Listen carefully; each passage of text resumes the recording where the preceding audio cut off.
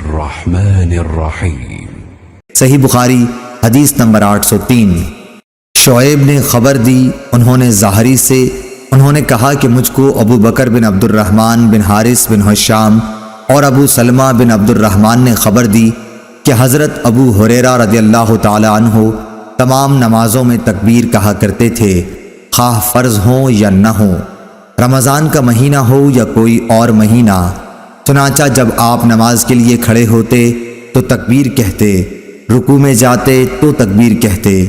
پھر سمع اللہ لمن حمدہ کہتے، اور اس کے بعد ربنا ولک الحمد سجدے سے پہلے، پھر جب سجدے کے لیے جھکتے تو اللہ اکبر کہتے، پھر سجدے سے سر اٹھاتے تو اللہ اکبر کہتے، پھر دوسرا سجدہ کرتے وقت اللہ اکبر کہتے،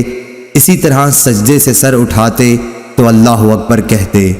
وہ رکعات کے بعد قعدہ اولیٰ کرنے کے بعد جب کھڑے ہوتے تب بھی تکبیر کہتے، اور آپ ہر رکعت میں ایسا ہی کیا کرتے،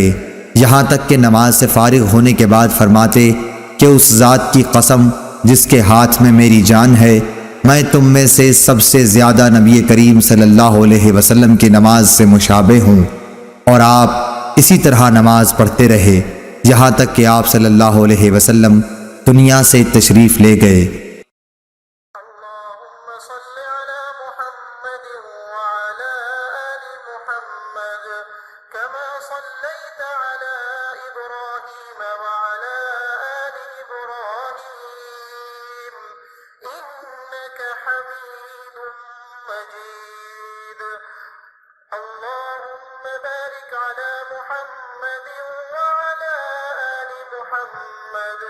كما باركت على إبراهيم وعلى آل إبراهيم